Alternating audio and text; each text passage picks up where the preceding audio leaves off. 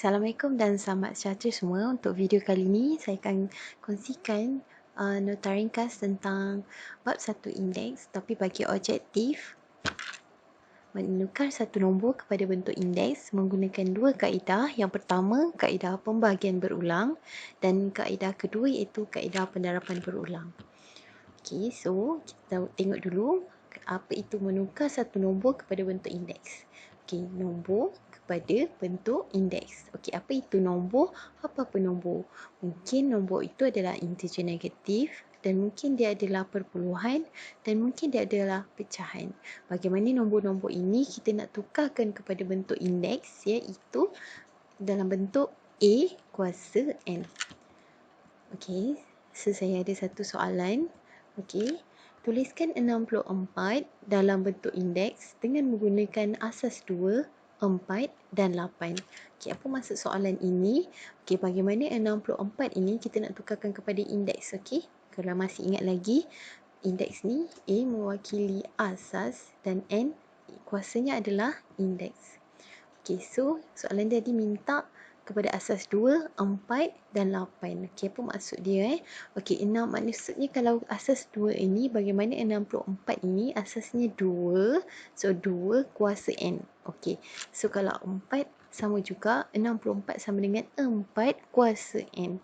Dan 8, 64 sama dengan 8 kuasa N.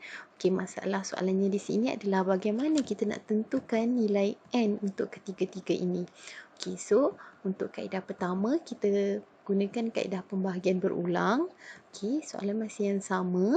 Okey, soalan pertama, asas 2. Okey, bagaimana 64 ni kita nak tukar dalam bentuk indeks tapi gunakan asas 2. Okey, dengan menggunakan kaedah berulang, kita perlu bahagikan nombor itu kepada asas sehingga dapat 1. Okey, contohnya 64 bahagi 2, 32 dan kita bahagi seterusnya sehingga kita dapat jawapan 1. Okey, so kita dapat 1. So masih dekat sini 64 sama dengan 2 kuasa 6. Okey, kenapa kena 2 kuasa 6? Kerana kita perlu bahagikan sebanyak 6 kali supaya dapat 1. Okey, kita tengok untuk contoh yang seterusnya untuk asas 4. Okey, 64 bahagi 4. Okey, kenapa bahagi 4? Sebab kita nak tukar asas 4. Okey, kita nak tukar asas berapa? Itu yang kita perlu bahagikan. Okey, jadi 64 bahagi 4, kita dapat 16. Bahagi dengan 4, kita dapat 4. Okey, 4 bahagi 4 dapat 1. Okey, apabila pelajar dapat nilai 1, so boleh berhenti sampai di situ dan kita boleh tulis jawapan berdasarkan berapa banyak kita perlu bahagikan. So kat sini kita bahagi sebanyak 3 kali, so 4 kuasa 3. Okey, dan yang terakhir untuk asas 8. Okey, so sama juga kaedahnya, 64 bahagi 8 dapat 8, 8 bahagi 8 dapat 1. Okey, so jawapannya 64 sama dengan 8 kuasa 2. Okey, itu untuk kaedah pertama. So sekarang kita pergi ke kaedah kedua, iaitu kaedah pendarapan berulang. Okey, so tadi pembahagian kita bahagikan berulang kali. Sekarang ni untuk kaedah 2 kita darab berulang kali sehingga dapat jawapannya. Okey, contohnya saya gunakan soalan yang sama. Tuliskan 64 dalam bentuk indeks dengan menggunakan asas 2. So maknanya untuk asas 2 ni kita perlu darabkan 2 berulang kali sehingga kita dapat jawapan 64. Okey, so kat sini 64 sama dengan 2 kuasa 6. Okey, kenapa 2 kuasa 6? Kerana kita darab 2 sebanyak 6 kali. Okey, 1, 2, 3, 4, 5, 6. Okey, kita tengok untuk asas 4 pula. Okey, so 4 darab 4 sama dengan 16. 16 darab dengan 4 dapat 64. So kita dapat jawapan 64 sama dengan 4 kuasa 3 kerana ada 3. 1, 2 dan 3. Okey, seterusnya kita tukarkan kepada asas 8 dengan cara yang sama, pendarapan berulang. Okey, so asas 8, 8 darab 8, 64. So maknanya 64 sama dengan 8 kuasa 2. 1, 2. Okey, kat sini saya bagi contoh extra, okey.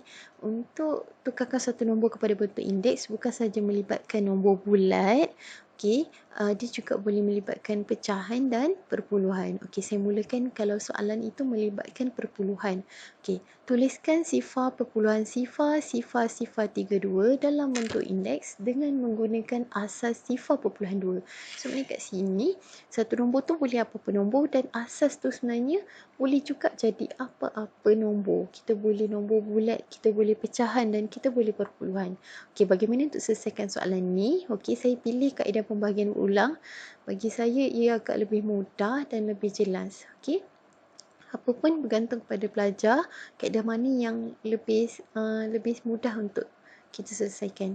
Okey, so soalan ni bagaimana sifar puluhan sifar 32 sama dengan sifar puluhan 2 kuasa N. Okey, maksudnya N ni berapa? Okey, macam mana? Cara yang sama.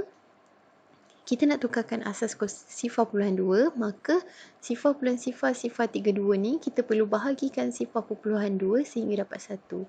Okey, sifar puluhan sifar 32 bagi sifar puluhan 2 dapat sifar puluhan sifar 16. Bahagi lagi sifar puluhan 2 sehingga dapat 1. Okey, so jawapannya sifar perpuluhan sifar 32 sama dengan sifar perpuluhan 2 kuasa 5. Kenapa 5? Sebab kita ada 5 kali sifar perpuluhan 2. 1, 2, 3, 4, 5. Okey, untuk kaedah kedua, kita guna pembahagian berulang juga, tapi untuk nombor pecahan. Kat sini soalan tuliskan 16/25 dalam bentuk indeks dengan menggunakan asas negatif 4/5. Okey, saya sengaja pilih soalan yang ada negatif supaya pelajar tidak teragak-agak untuk jawab soalan selepas untuk mana-mana soalan dalam buku latihan ataupun buku teks. Okey. So, soalan dia, okey, bagaimana kita nak tukar 16/25 kepada asas negatif 45 kuasa N? Okey, so bagaimana kita nak cari N ni? Okey, berbeza dengan pecahan, okey, ada perbezaan sedikit. Okey, so kat sini tips saya bagaimana nak selesaikan. Okey, atas 16 ni kita kena tukar kepada asas 4. Manakala 25 kita tukar asas kepada 5. Okey, kita buat satu per satu. Okey, kita buat untuk 16 dulu. 16 ni kita jadikan asas negatif 4. Okey, kenapa yang negatif 4?